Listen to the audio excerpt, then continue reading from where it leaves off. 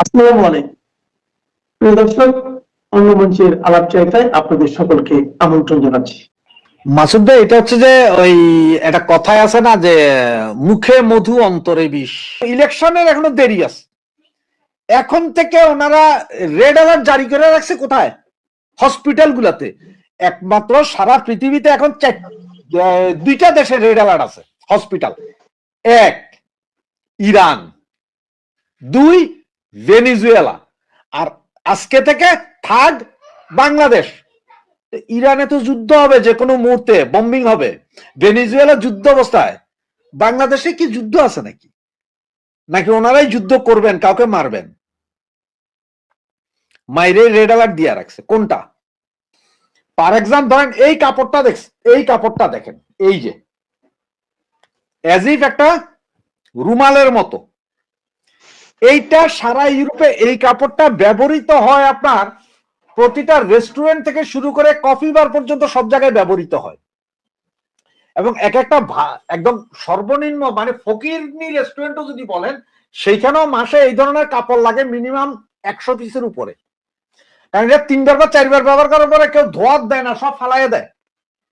এই জিনিসগুলা আসে ইন্ডিয়া থেকে। পার পিস কিনতে হয় ধরেন 2 টাকা।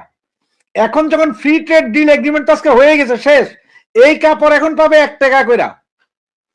ভারত তো নিজে তুলো উৎপাদন করে, সুতো উৎপাদন করে, বাংলাদেশ করে? দুইটার একটা তো বাংলাদেশের নাই। তো ভারত নিজের তুলা নিজের সুতা দিয়া এই জিনিস যখন বানাইবো এবং free trade deal without any cost, zero ট্যাক্সে, আমরা পারবো এটার সাথে প্রতিযোগিতা করে? আমাদের তো সম্ভব না।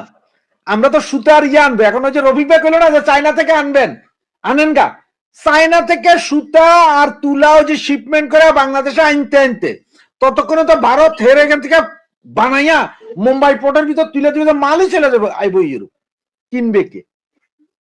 কিনবেটাকে? আর আপনার এই যে বললেন কি ওষুধের কথা, আমি আপনার একটা জিনিস দেখাই, একটা সেকেন্ড।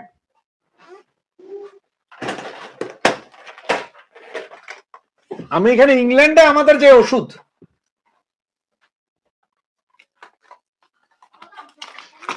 ইংল্যান্ডে বসে আমরা ওষুধ খাই, এই যে ভারতীয় ওষুধ, এগুলা এইখানকার ফার্মাসি, এখানকার ডাক্তার প্রেসক্রাইব করে, এগুলো সব ভারতীয় ওষুধ আমরা এইখানে খাই। তার মানে এইখান এই ইউরোপও চাইতেছে না এখন যে তাদের যে র মেটেরিয়াল দেয়, তাদের যে ওষুধ, এটা প্রচুর দাম, তো তারা কুলাইতেছে না। তারাও এখন সরাসরি ভারত থেকে ইম্পোর্ট করে এই ওষুধই সবাই দিতেছে, খুব জরুরি 2-4টা ওষুধ ছাড়া।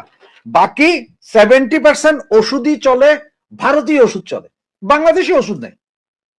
কই বাংলাদেশি না বলে ভ্যাকসিনকো, স্কয়ার, ইনসেপ্টা, আপনার বহুত বড় বড় কোম্পানি, চলে না কেন? না না, কোথায় রপ্তানি জানেন? ইথিওপিয়া, ওই আফ্রিকান 2টা দেশে রপ্তানি হয়, আর কোথাও না। ইউরোপ এখন ভারতের বিশ্বাস করে। ভারতের ইকোনমি এখন যা আছে, আগামী 3 বছরের মধ্যে ভারতের ধারে কাছে চাইনাও থাকবে না। এবং বাংলাদেশ একটা গার্মেন্টস ফ্যাক্টরি, আগামী 5 বছরের ভিতরে কোনো গার্মেন্টস ফ্যাক্টরি বাংলাদেশে থাকবে না। এটা লিখা নিতে পারেন আমার কাছ থেকে, আমি চ্যালেঞ্জ দিতে পারি। এবং 6 মাসের ভিতরে অন্তত কম করিলে আরো 1000 খানিক ছোটখাটো গার্মেন্টস বন্ধ হয়ে যাবে, অর্ডার আর পাবেন, শেষ অর্ডার। কারণ আপনার ভাই উইদাউট ট্যাক্সে এখন ভারত মাল দিবে, তো ভারত এখন ঢুকাইবো, অসুবিধা নাই। আমার তুলা, আমার সবই তো আমার। কি হবে? তো সামরিক চুক্তি লাভটা কি হবে? পাকিস্তানের কাছে আছে কিছু ভাঙা মেশিন পত্র, যেগুলো পাকিস্তানের এক প্রদেশ থেকে ছাড়লে আরেক প্রদেশেও যায় না, মাঝখানে ভাঙ্গা পড়ে, ওই যে আইসক্রিম খাইতে গেলে যেরকম হয়। আর তুর্কি আছে ধান্দায়, তুর্কির কাছে পুরানো অনেক অস্ত্র আছে। এই চুক্তির মারফতে তারা এই পুরানো অস্ত্রগুলো আমগো কাছে বেচবো। তার পুরানো অস্ত্র খালি করলে না নতুন অস্ত্র পাইবো, কিনতে পারবো। কারণ আপনি দেখেন, আপনার ঘরে যদি 50 কেজি চাইল থাকে, আপনি কি যে দোকান থেকে নতুন করে আরো 50 কেজি কিনবেন? কিনবেন না। আপনি নতুন চাইল কিনতে হলে পুরানো চাইল আগে খাইয়া শেষ করতে হইব। তা তুর্কির কাছে প্রচুর পুরানো মানদাত্তার আমলের অস্ত্র ট্যাঙ্ক ম্যাঙ্ক রয়েছে, এগুলা পাঠাইবো আপনার কাছে, বাংলাদেশের কাছে বেচবে। সামরিক চুক্তি যে এটা বাংলাদেশের কাছে বেচবে। আর ওই যে যেই চুক্তি হবে যে ওই যে একজনের মারলে আরেকজন দাঁড়াবে নেটোর মতন, ওই কাম নাই।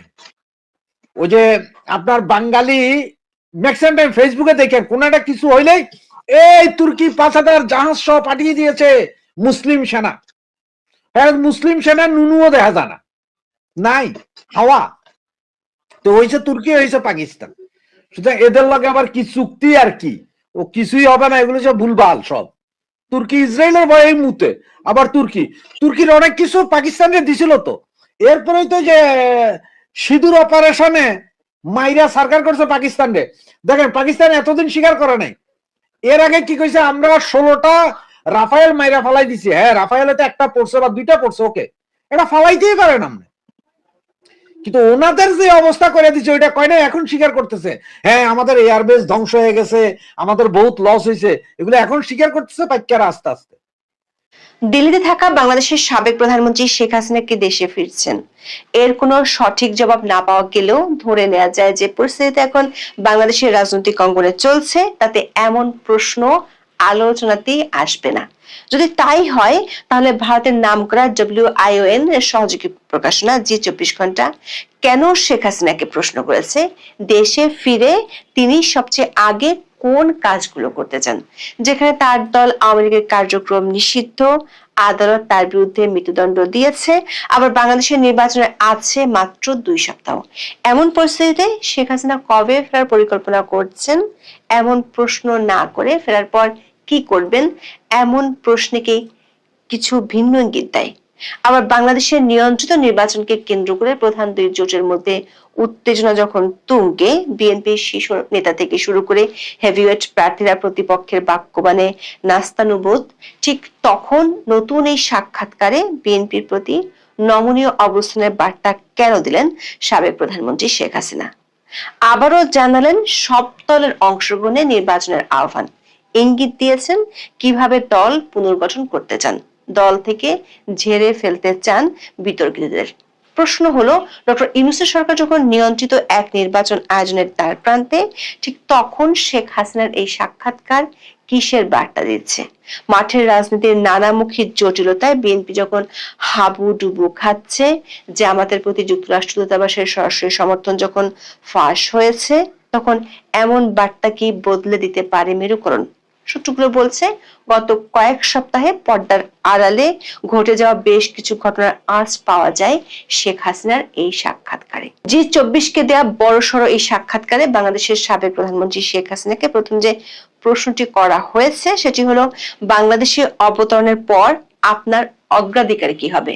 দর্শক, একটি সাক্ষাৎকারের প্রথম প্রশ্ন হিসেবে এই প্রশ্নটি বেশ আলোচনার দাবি করে, কারণ যাকে এই প্রশ্নটি করা হয়েছে তার বিরুদ্ধে বাংলাদেশের কোর্টের দেয়া মৃত্যুদণ্ডের রায় আছে, তাকে বাংলাদেশের অন্তর্বর্তী সরকার বেশ কয়েকবার ভারত সরকারের কাছে ফেরত চেয়েছে, কিন্তু ভারত সরকার সে আবেদনে কোনো সাড়াই দেয়নি।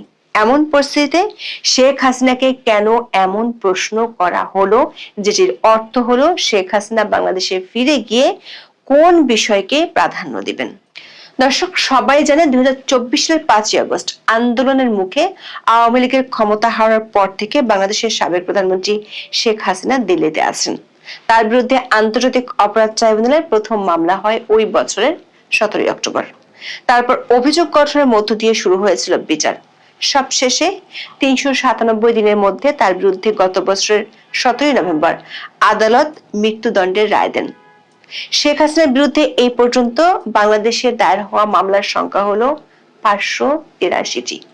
দেশের এমন কোনো থানা নেই যেখানে শেখ হাসিনার বিরুদ্ধে মামলা দায়ের হয়নি। এর মধ্যে বাংলাদেশের অন্তর্বর্তী সরকার কমপক্ষে 2 বার শেখ হাসিনাকে ফেরত দেওয়ার জন্য ভারতের কাছে কূটনৈতিক চ্যানেলে ভার্বাল নোট পাঠিয়েছিল। আবার শেখ হাসিনা ও আওয়ামী লীগের পক্ষ থেকে বলা হয় 2024 সালের 5ই আগস্ট তার জীবনের ঝুঁকি থাকায় তিনি ভারতে চলে গিয়েছিলেন। দলটির পক্ষ থেকে অভিযোগ করা হয় শেখ হাসিনাকে হত্যার জন্য ষড়যন্ত্রকারীরা পরিকল্পনা করেছিল। এমন পরিস্থিতিতে ভারতে গিয়ে 17 মাসের বেশি তিনি দিল্লিতে আছেন। এর মধ্যে তিনি ভারতীয় একাধিক আন্তর্জাতিক গণমাধ্যমে সাক্ষাৎকারও দিয়েছেন।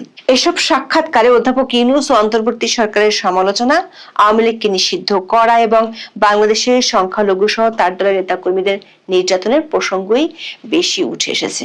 যদিও শেখ হাসিনা তার দলের নেতা কর্মীদের উদ্দেশ্যে যেসব অডিও বার্তা দেন সেগুলোতে তিনি বাংলাদেশে ফিরবেন এমন কথা বলতে শোনা গেছে। এছাড়া দু একটি সংবাদ মাধ্যমকে বলেছেন বাংলাদেশে গণতান্ত্রিক